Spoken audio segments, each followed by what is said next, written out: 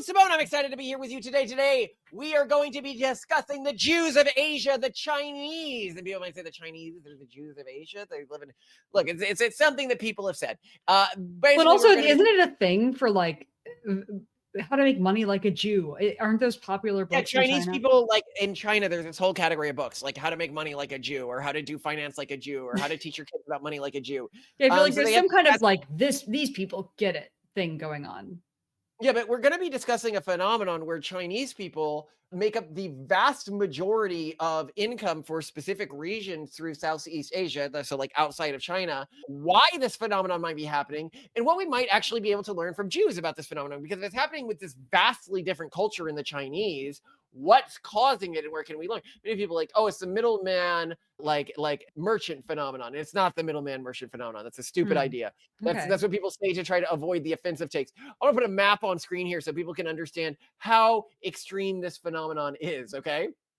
So the bottom number on this map is the percent that is Chinese, ethnically Chinese of these economies, and this is Han Chinese. And then the top percent is the percent of the total economy that they control. Oh, no. So in Myanmar, 3% are Chinese, 76% of the economy is Chinese. Oh, no. Laos, 1% are Chinese, 99% of the economy is Chinese. Why are we stepping on this hornet's nest? Oh, in Vietnam, this is a hornet's nest. I am sticking my thing in and hitting with a bat. Just shaking it around. Okay, great. This has been all removed from Wikipedia. I had to go to like old versions of Wikipedia because they're like, this is too offensive. In Vietnam, 1% are Chinese. They own 41% of the local economy. In Thailand, 14% are Chinese. They own 81% of the local economy. God. In Malaysia, you got 22% Chinese, 63% of the local economy. Oh, come on. Oh. In Indonesia, it's a little confusing here. I can't tell because they have like one side here and the other side. Well, okay, so in Malaysia, it might be like the right side of Malaysia is like 10% Chinese, 24% of the local economy, we'll see. In Indonesia, oh, this is Singapore I'm looking at here. It's the one little thing here. In Singapore, it's 76% are Han descended. They control 96% of the economy. In Indonesia, 3% are Chinese descended. They control 74% of the local economy. In the Philippines, it's 3%. They control 62% of the local economy. Also note here that the level of economic development of these countries seems correlated with the percent of Han Chinese within them, with Singapore being the highest. This is like, calling them the Jews of Asia is honestly underselling the situation. If Jews control, maybe Jews do control this much of the local economy and they're just better at hiding it. There's just so many that there's also that. I mean, yeah. So if I go into, something I had written on this, so overseas Chinese entrepreneurs and investors play a role in the commerce and industries throughout the economy of Southeast Asia, comprising less than 10% of the population of Southeast Asia. Overseas Chinese are estimated to possess foreign exchange, reserving over 100 billion and control 2/3 of the retail trade and 80% of all publicly listed companies on the stock market across the Southeast Asian region. So 10% of the population, 80% of the stock market. Though their economic prominence is particularly conspicuous among the public companies listed on all major Southeast Asian stock markets, 90%. Oh my God. The small and medium-sized South Asian businesses are also overwhelmingly Chinese or overseas Chinese. They control 70% of the region's corporate wealth, and 86% of the billionaires are of Chinese ancestry. Okay. So you can see why I wanted to dig into this. Yeah, this is, I mean, I want to be surprised. I'm not surprised, but also I had no idea. This, like, I mean, if you'd asked me to guess, I would not have guessed. You would have thought it was slightly outsized. Yeah. So the other thing to note about these people is most of them immigrated out here, and we'll get to this in a second, hundreds of years ago. They are not recent Chinese immigrants. They are not doing this off of the CCP. They have a very different culture than recent Chinese immigrants may have that is much more authentic to the original Chinese culture because they didn't undergo the Cultural Revolution. Right. Okay. Oh, wow. So in some ways you could argue, because they were part of an intellectual class that if they had stayed in China would have been systematically killed and starved, that they kind of have a leg up. Wow, that's really Yes. So interesting. part of the question is why is China so dumb? I'm sorry, China's dumb. Oh, Like they hey, make dumb wow, this decisions, is just one of those and the episodes, isn't it? CCP has made catastrophically bad decisions over and over and over I mean, again. true, true. Honestly, like I'm super. I was just watching more history on what happened during the Cultural Revolution. The level of profound death and suffering. Like I'm just, yeah. I'm sorry, no pity. That was I feel that they so have, so bad. despite themselves, somehow had some level of wealth right now, but most of the wealth right now is based on you can see our episode on what's the future of East Asia, a literal pyramid scheme based on their property market, Yeah. which 76% of their wealth is in. It's about to collapse. And they had a brief period of a really enlightened leadership. Yay, the Tiananmen Square massacre. I actually think that Deng Xiaoping, the guy who was in charge during that, he's a great leader for China. I'm sorry he did the few things. I also think the Tiananmen Square massacre is within the West often mischaracterized as a very simple act of evil without considering that the people who ordered it had gone through the Cultural Revolution and fully understood the scale and level of death China might face if it underwent another revolution. And that is what they were trying to prevent. But generally, there was a string of good leaders. But if you look historically, they've had tons and tons of bad leaders, going back to the Dowager Empress. And now they've got the new Dowager Empress, Xi Jinping, who is. I love it. I was saying China is absolutely boned in a call with like a head Chinese person. This was one of our secret societies shows. China has constantly risen from the ashes and has a great long history of rising from the ashes. And I was like, excuse me, why do you keep finding yourself in the ashes? Yeah. Do you think who lit the fire, lady? who lit them? Do you think Who that maybe keeps setting recently everything you had a on hug fire? and now you're headed for the ashes? Ah, But we see this Outside of China and other parts of East Asia, like this incredible Han ethnic group that is just doing economic dynamism. And I think that this is the key to this. But if you ask AI, if you ask like articles, they're like, oh, this is downstream of Confucian values, right? Where I'm like, oh, this might be downstream of like Jewish culture. But here's the problem with saying this is downstream of Confucian values. Traditional Confucian values, which form the basis of Chinese cultural values, are not necessarily supportive of entrepreneurship. The ideal person in a Confucius thought is a scholar bureaucrat rather than an entrepreneur. And this is like known to anyone who knows Confucius values. Some entrepreneurial attributes conflict with traditional Chinese cultural values. For example, taking initiative and innovating can be seen as disruptive to the social harmony of Confucian thought. Han Dynasty society placed merchants at the bottom of the social hierarchy below workers, peasants, soldiers, and students. So this was not a liked class. So how did this happen? This is like a really interesting question to me. If when you look at modern Chinese society, it is people are like, oh, what about like Deep Sync or whatever, right? This new AI that they DeepSeek. released. That's literally just trained on ChatGPT. That's how they did it so quickly. That's why it thinks it's GPT if you ask it questions. That's why it gives you answers as if it's GPT. Like, yes, they found a way to make it really cheap by cheating. That's like their entire mainland CCP society is built off of. But so this brings me to a question. Why, if mainland society in China is so decrepit, deficient in the new Ottoman Empire, why are their cultural offshoots so incredibly good? Why is Singapore doing so well? why is Taiwan doing so well? Why do they have these fabs that our entire world relies upon for modern technology and no one else seems to be able to copy them? Like they try to like build fabs in like the United States and they're like, I'm sorry, you people just like are not good enough at following orders or smart enough to run these. Like you cannot run you white people lack the ability to run these fabs. We would let you run them if we could. We can't. And if you want to be like, well, no, they're just trying to hold on to the technology, it's like, yes, that's part of it, but why can't we copy them then? Clearly, there's economic, self-defense, all sorts of motivations to be doing this, but we seem to be unable to do it. So why are all of the world's chips that like the entire world economy, everyone has tried to copy this. You know, the US has tried to copy this. Like the UAE has poured so many billions of dollars into trying to copy this. They can't copy this. Oh. Why What about The Taiwanese. allows them to do this? What about these people in the Southeast region allow them to do this? What in the United States? And this is where I think you're beginning to find something that makes them quite different from Jews. Hmm.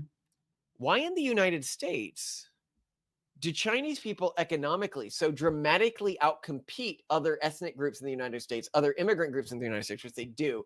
What was the average income? The median Asian household wealth in the United States was $553,000 in 2022. Dramatically higher than other income groups.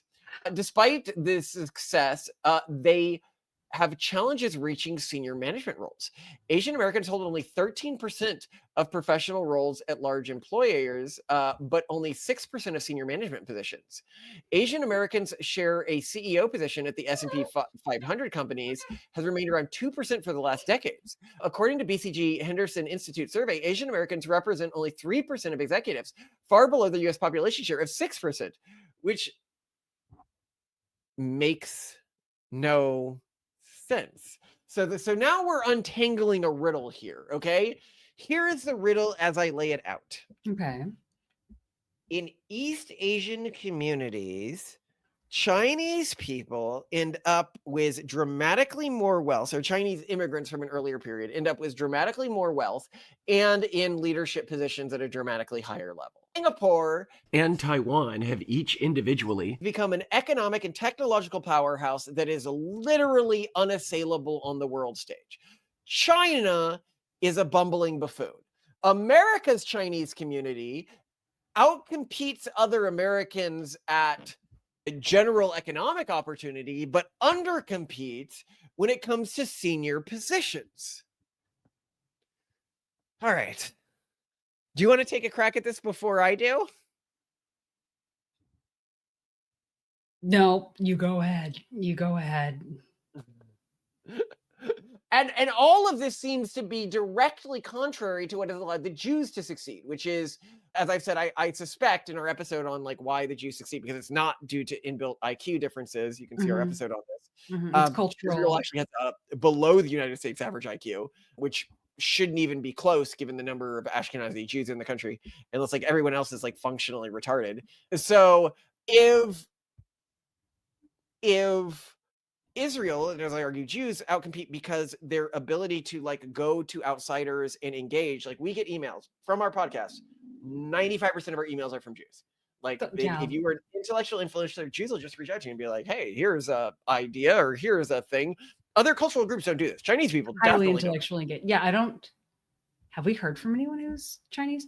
No, we've heard from people who have traveled and worked extensively in China, but I don't think. No, I haven't had any Chinese people reach out to us in the same way that Jews do, which is really Yeah, interesting. certainly. Yeah, I think we've had a couple people of Chinese descent. I would say like 2 to 3 generations at least removed from mainland China reach out to us about sort of logistical and operational things, but not about philosophy. Not about philosophy. They're not like, hey, I disagree. So this has got me thinking, okay, what's going on here? Because the Chinese seem to be like thriving in a totally different way than the Jews are thriving. Yeah. Okay, so I think this is my hypothesis. I'm gonna call it the Cuban hypothesis. Okay. So I've mentioned this before. If you ask an American, describe your average Cuban to me, like a Floridian, because I lived in Florida for a long time, they'll be like, Cubans. Cubans are really, really capitalist. They're really, really good at business. They typically run like large, successful businesses. And I'm like, that's really interesting. What are the politics of Cuba?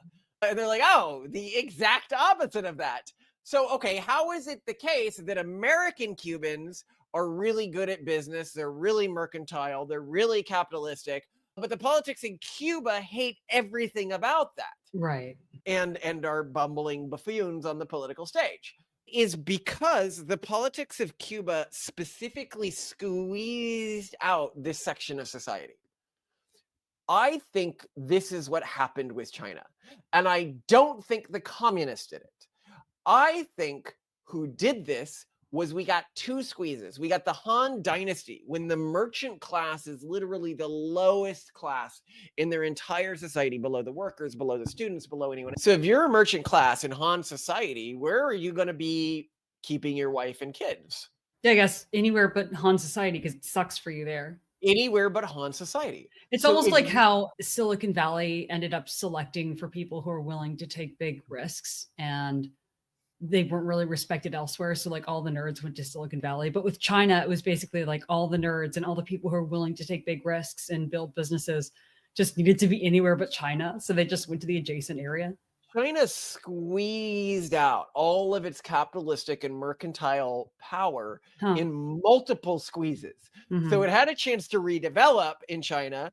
And then they have Mhm. the Cultural Revolution. And who leaves during the Cultural Revolution? Who leaves with Shanghai Shek, and he takes them all to Taiwan. was founded by the previous military regime. They went to every competent scientist or mercantilist or artist or engineer that they knew Mhm. because they wanted to jumpstart this new empire. Mhm. For clarification, this can be thought of almost sort of like looting. It wasn't like they were intentionally trying to start some sort of a egalitarian, high-minded intelligentsia empire. They stole all the famous art they could find, they stole all the gold they could find, and they stole all the economically productive people they could find. And Well, and then the people. So also, I think there's the note that to leave your country and start fresh somewhere else, especially in the past when they're like, immigration was tough. You didn't know, like there was no like social safety net. You're only looking at the people who survived this gauntlet. So it's not just that the most entrepreneurial and brave and risk-taking and mercantilist and scientific or whatever people were leaving China. It's also that the ones who managed to survive in these other countries were the ones who were both that and also good at it. They could follow through and they delivered. absolutely. And then in the United States, I think you had a different population. They'd already been squeezed a few times. Mhm. And they came to the United States, and I think they struggled a bit more than the other populations, and they Yeah. struggled to reach these higher level positions. And this is where something that we pointed out here gets really interesting. And this is me being incredibly racist because I'm going to have to try to make a judgment based on like the Chinese people I know, the Jewish people I know, Oh, what I God. have seen as patterns in their behavior and my interactions with them to try to find out why they might be culturally or genetically different, right? Mhm. In terms of sociological profiles, the way they engage with ideas. With Chinese people, what I've noticed, and I think that this is why of every one of these three populations, the group that is outcompeting all the others is this Han Dynasty group that left. Okay. Yeah. Why are they doing so uniquely well? It's Okay. because I think that we often talk about humans as two things laying on top of each other. You have the biological hard-coded hardware, which is like your predilections, everything like that. And then you have the faster evolving social infrastructure, which acts as sort of a scaffolding for that. Absolutely. Chinese people had a higher emphasis historically on the scaffolding part of this identity that they had.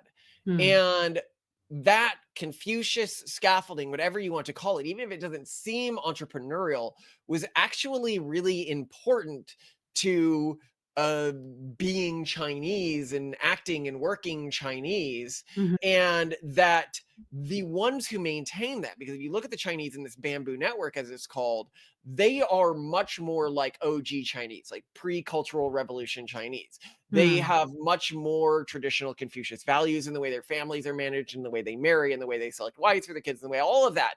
Yeah. And I think that that has served them uniquely well. Hmm. And one outcome that I've noticed when I think of my Chinese friends, whether they're in the prenatalist network or anything like that, is especially when I contrast them with Jewish people, because we're going to say like, okay, these two groups are different in some way. How are they different? The Chinese friends I have get really passionate sometimes about things. It might be like a fandom or liking cars or something like that, but they don't get passionate about ideologies in the way that, for example, a Jew will. Like a Jew, for every one of the tracks we release, we have like 5 Jews, and no one else reaches out to us. And these aren't even like only It's about true. like Jewish things. And This they're is like, actually here true. are all of the theological points we need to discuss about this tract. Yeah. And You never get this from another community. Like we Yeah, and have also such respect for that. I love it. Protestant converts to the tradition already who are like, oh, or Catholic converts who are like, oh, I want to get married in this. So I want to, they're like, either you guys are evil and insane, or I agree with this. This seems about right to me. It's never, hey, let's talk through every detail of what you just said. Whether Jews are doing this for cultural or genetic reasons is largely irrelevant. As I've said, culture is a mix of the two. They do it. And the people who do this the very least in conversations that I've had are the Chinese. When I get in an ideological conversation with Chinese people, it's very clear they are interested in the right answer. Like the right answer from like a functionalist perspective. Well, you would argue that they're consequentialists, which we quite appreciate. Right. You would like, you think this would work really well. And I think that this is why China has gravitated towards a one-party system. I actually think a one-party system is natural More efficient. for Yeah. this cultural tradition, which is to say that they are interested not in fighting for the sake of fighting. I don't want to say Jews fight for the Jews know that Jews argue for the sake of argument. They love, of all people, they love doing that. There's much less argumentation for the sake of argumentation and much more like, hey, we're actually trying to find out like, how do we fix this, right, guys?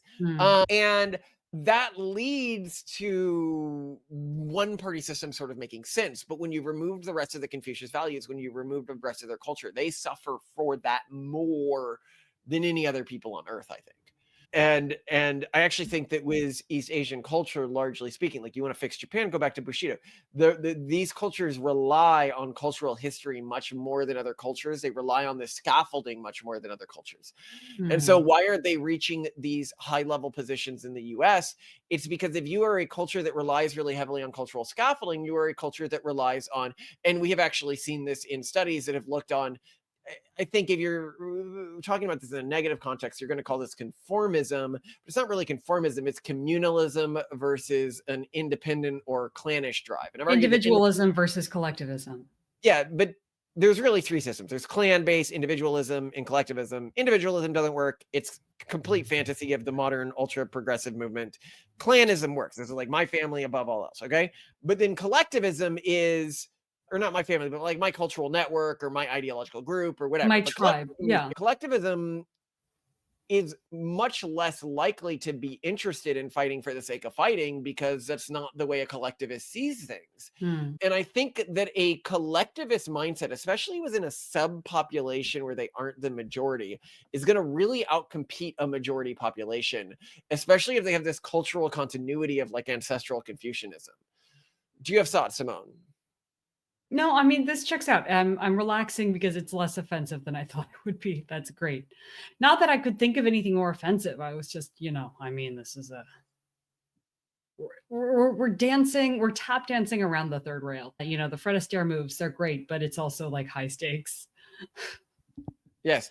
Well, I mean, it's about also finding out what's true. And this is like an interesting question. When you look at these differences in income, like this to me poses an interesting question, especially if I contrast it with Jews who also have control of disproportionate amount of income. This is like Absolutely. a statistical fact. Okay. Yeah. Like, I'm sorry, people, it's a fact. But they also have a disproportionate amount of like political power, a disproportionate amount of Nobel Prize winners, a disproportionate amount of like, why is this? And this is actually something you'll also note with the Chinese, by the way. If you look at Chinese Nobel Prize winners, if you look at Chinese winners of like, a lot of them are immigrants out of mainland China. Now you can say, well, this is because mainland China is sort of structurally against them. Okay, maybe. Or it could be that these were the communities, even in a modern context, that are going to do well. Like if I'm a family today in China that's going to leave China, what are traits that are going to be associated with my family? We're going to be wealthier. We're going to be, do you know 50% of Chinese immigrants to the United States, when contrast to like, I forgot whatever it is, the US population, have a college degree. We're going to be more educated. Sense. We're going to be, so of course this is going to select for a cream of the crop mentality. The question is, can you continue to motivate reproduction? Now, I want to talk about trust-based networks called Guangxi in Chinese. The Banmu network relies heavily on Guangxi, a Chinese concept referring to personal connections and reciprocal obligations. These networks are built on trust, often within families or ethnic communities. In regions where legal systems may be weak or corrupt, this is prevalent in Southeast Asia, trust-based relationships are a reliable way to conduct business. Ethnic Chinese entrepreneurs often prefer to work with others in their community because they share norms, language, and cultural understandings. A Chinese business owner might source goods from another ethnic Chinese supplier or hire relatives because they trust them more than outsiders. And Hmm. this is seen a lot when you have a high trust society operating within a low trust society. And What do this you is mean by that? I mean, because Guangxi implies to me a lack of trust. Like only if I know you really well and we've built trust over time. Like it implies to me that the culture is extremely low trust, which has always confused me because how can you have a very collectivist okay. So suppose culture? you have a clan-based society, which a lot of these other societies are. Okay. Sure. Okay. Um, their families will screw over other, like, let's say, Indonesian families. One Indonesian family might screw over another Indonesian family. What Okay. they're saying is a Chinese family that's immigrated there and is part of this minority community is not going to screw over another Chinese family. And that single differentiation leads to these communities to be able to, in part, play a role in outcompeting these other groups. Hmm. Because, and this is true if you're talking about these Southeast Asian countries, a lot of them can screw each other. If they have more access to the law, if they have more access to politicians, if they have more access to whatever, they can screw someone else over. And if they're the strongest political group, then they can screw everyone over. So if Yeah. you have a minority society in it with any degree of trust within them, because I think that's the thing that people forget about nepotism when it exists at a community level. And when people are like, oh, Jews are nepotistic, that's why they're outcompeting other group. And it's like, nepotism was always allowed. Like, you were allowed to be nepotistic with other Mormons. You were allowed to be nepotistic with other Catholics. You were allowed to be nepotistic with other Calvinists or Protestants. Why weren't you doing that? And the answer is, well, our culture, we do screw each other over occasionally. It was like, okay, so why was it that the Chinese minority community or the Jewish minority community had higher trust within their culture, right? Like it's like you're calling them out for saying, how dare all of you trust each other? And it's like, well, you could have built a culture that did that yourself, but you didn't.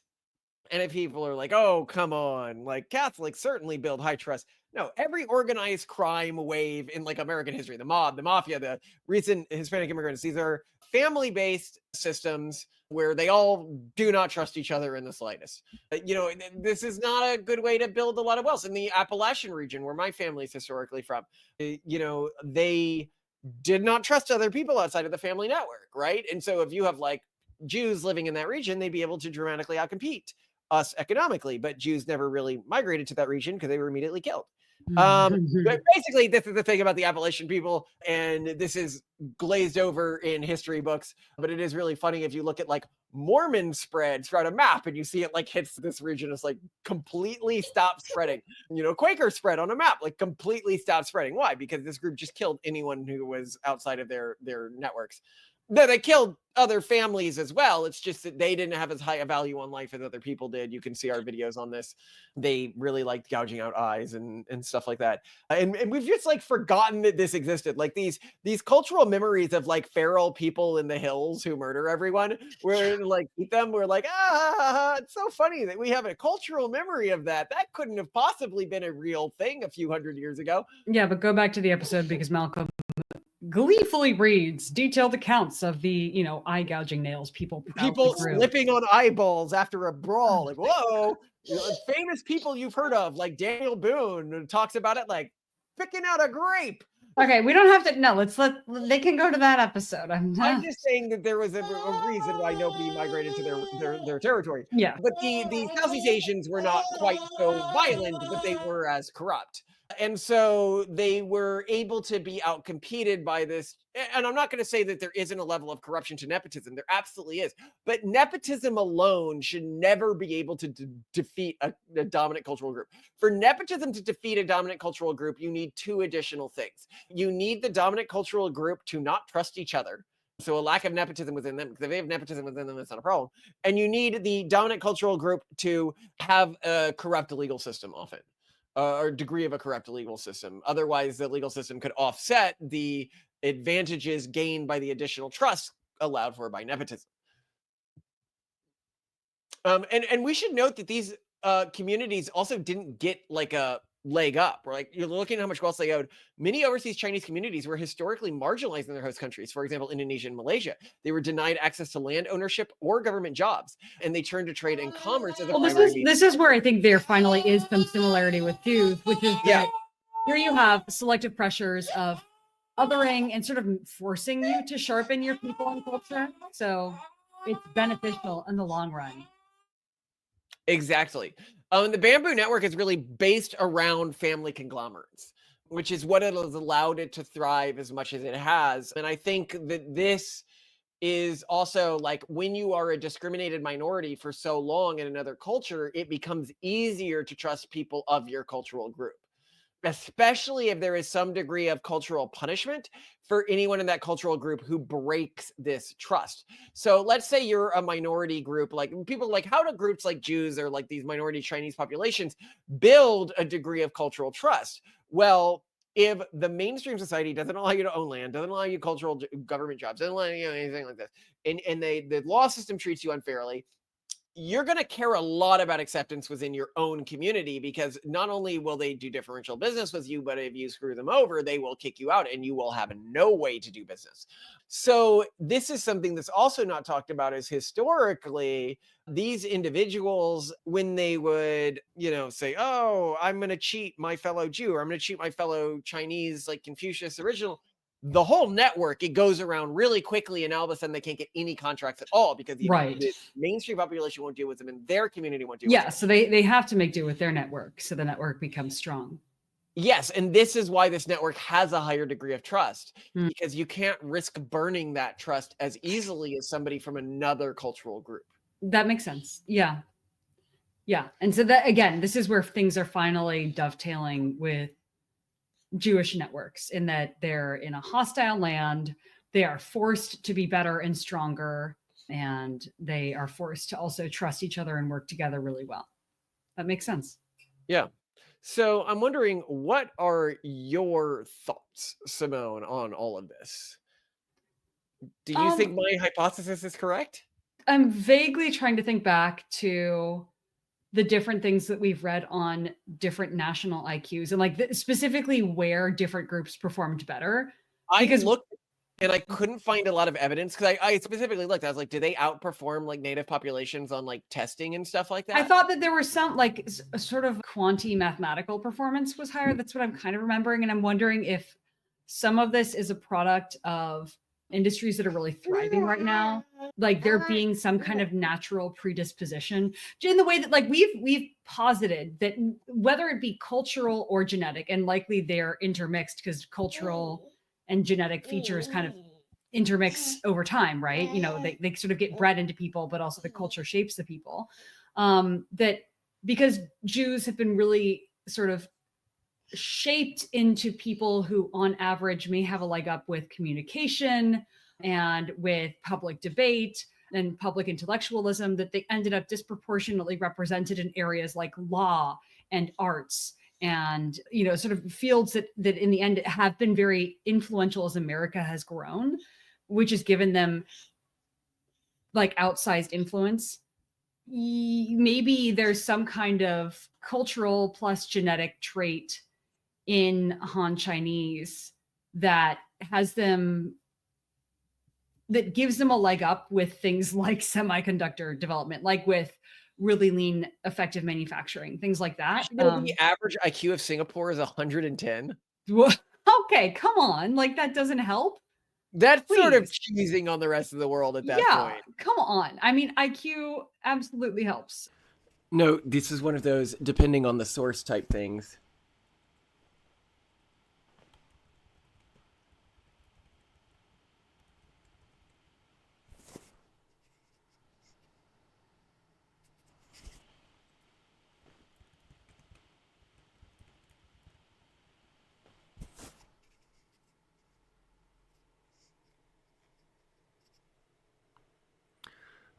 In one, it goes to 108.87, and in another, it's at 105.89. The one I have for Taiwan, by the way, is 106.47.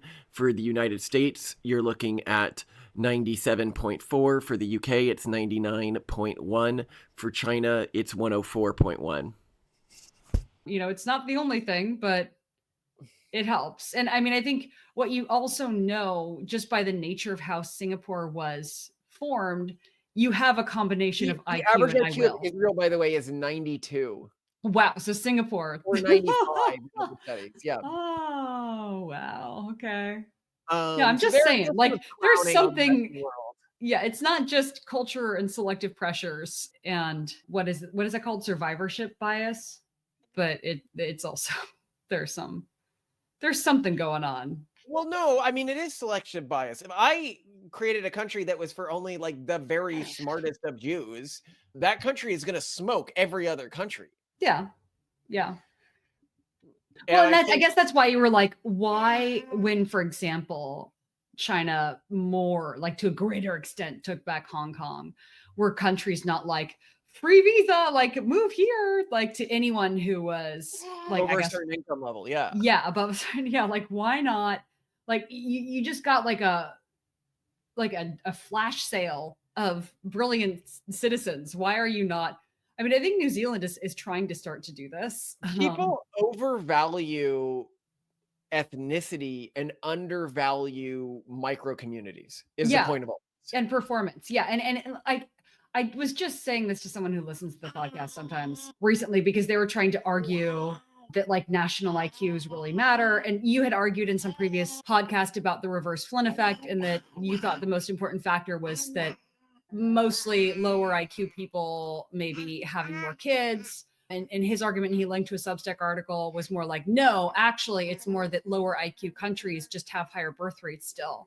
And I argued in response that, like, no, our argument always has been that whatever the IQ of a population is at any given point, it doesn't matter because selective pressures can so quickly change that. And like the smartest population today, like you point out, like with China, like the Han Chinese before like the full rise of Yeah, well, I mean, the look, culture that was hostile to them, may have been very, very smart. And then they squished out all these incredibly agentic people. And these we're not necessarily talking about IQ as a trait in isolation. We're talking about, in this case, like just kind of success and social prosperity. profile, mercantilism, risk taking, all of this. Yeah. Yeah. And like, because these are the things we care about. Again, like there's so many people who have insanely high IQs who get nothing done in life, and we have zero respect for that. Like, I don't care Yeah. how smart you are. You can be dumb as a rock and get a lot done. So whatever. But again, like that, I think that's our big bugaboo with things like IQ. Like I don't care what your group is right now. I care about selective pressures and culture and future geopolitical trends. And I do think things like what society will need and value in the future are really important things that cultures and nationalities and countries need to be looking at. Because again, like maybe this kind of like the ways in which Han Chinese appear to thrive really worked well with the rise of technology and the ways that Jews are superpowered on average in various ways, like really worked well with the rise of media and law and forms of civilization that needed that kind of talent. What kind of talent is going to be needed in a post AI world? Like who's going to thrive? What traits are going to thrive in that world? And who's going to have influence? And how can in you that build world your still? culture around that? Yeah, because I don't know if it's like Jewish intellectual engagement. I don't know if it's going to be, Han Chinese, get it done, build shit, make things precise, whatever. Like what it's hard for me to think through because it's hard for me to know how AGI is going to play out, but I'm very curious to see. She's being really cute, by the way. Well, it's been difficult today, but Well, I think, yeah, it's a question. And the question is how much can you even control what dice you've been given are going to matter, and are those dice going to be relevant in the current, like what if you've been dealt like successful middle management bureaucrat dice? Like this is the worst hand to be dealt in this generation, right? How do you even adapt to your family? What do you do? I don't know, do you go change your marriage criteria and like try to do a bunch of outgroup breeding and rebuild your culture? I actually disagree. I think whatever dice you were given, you should try to build a family culture that is copacetic with those dice, whether it's adopting traditional Confucius values or whether it's or updating them for modern context, as we have with our religious beliefs, right? Like, are you going to adopt and innovate, or are you going to retreat. I And see. say, Yeah. So well, basically, if you've been dealt a blowtorch, you can't be like, well, I'm going to turn it into a snow machine. You have to figure out where your blowtorch matters. exactly. Like, okay, so here it was me, right? Like, Mhm. I am a person who respects science. Uh-huh. I am a person who, in my early career, was a scientist in the Republican field, working in a. I am not a person who could be a scientist. I might want all of my chips in the science field, but that is not. You know me, Simone. I couldn't even survive. You often joke, I couldn't even survive in a large bureaucratic company. Yeah, you admire it, but you don't have the aptitude for Obedience. pure scientific work. Yeah, yeah. Obedience and long focus and work And like that. diligence and organization. Yeah, yeah, yeah. I mean, you're very diligent, but you're not in like an organized way. Well, not only that, but I'm also not that kind of a shape rotator.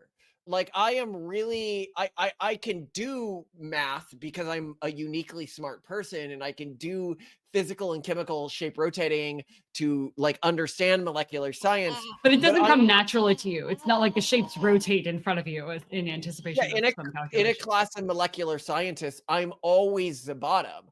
Oh, what am I uniquely good at? I can smoke people who have spent their entire lives studying, like, for example, textual analysis of the Bible. And I've been seeing this more and more recently as people reach out to me, and I'm like, oh my God, this person's an expert and they suck compared to me. Like, why am I this good at Bible stuff? I literally didn't study this at all growing up, and somehow I can just be like, oh, don't you know about this story or this story? Why does this all like, oh, of course, because my ancestors sorted for this for generation after generation after generation. I'm naturally good at business stuff. I do not admire business stuff. I do not want to be the talker, hater, trader, huckster, negotiator. But Simone's always like shocked. She's like, wow, you got a stupidly good deal on that. How are you so good at negotiating? And I was just like, I don't know. It's just like what I'm like, I am not high culture. Okay. I am a overly aggressive, overly vulgar, overly ambitious, overly like I have a knowledge of who I am, and that lends itself to a few professions, whether it is being a creative and trying to make this AI video game, or trying to do the boldest thing possible, as people have said, like multiple, like people like Malcolm, you always just like have some idea and are just like, I'm gonna do it no matter how crazy it is. Or that, or being the type of person who people like to follow because they're like, well, and this is another thing that like my ancestors have done historically. People like to like, even as a kid, like I didn't even mean, I like one thing that happened in my high school is like I thought of myself as like a nerd whatever kid, and I learned that kids I didn't even know like did my name as like a write-in for like class president. Like some kids organized, I was like, why did you do that? And they're like, well, because everybody like trusts you. I was like, what? But you don't like me. And they're like, yeah, but like we we know that you're like you do something fun and But interesting. again, trust is predictability too. You can predict someone, you can trust them. It doesn't have to be liking. Yeah, and I guess like I know what my good traits are, but they're not the traits that I like ideologically identify with. But like I don't like try to force myself to be a scientist. Okay? Yeah, but I think to like extrapolate this back to like a larger thing and how should people look at their own cultures and families and future and relevance in a post-AI world? What are you good at? What is your genetic inheritance collectively as a family and personally? And how can you find a place for that to fit in the future and then invest in that? Find the That's what things that matters. you seem to have just like all the dice rolled in your favor. Like Yeah. with this media stuff, I didn't know I was good at playing the media. I didn't know I was good at this sort of like larger social manipulation. Apparently, I'm awesome at it. But I didn't like this isn't what I wanted for my life. I wanted to be a famous scientist, right? I want to be people like this anime, Dr. Stone. You should watch Dr. Stone. They're like, I am not Dr. Stone in Dr. Stone. I might be the greed guy. Greed is justice is what he always says. But yeah, I am definitely not a doctor. I want to be a Dr. Stone, but I just lack any of those capabilities. Well, anyway, know your strengths, know your weaknesses. I need Yeah. to make you mapo tofu, so I'm gonna I'm peace so out. excited. Love you, Simone. I love you too, gorgeous, and I love your beautiful treats.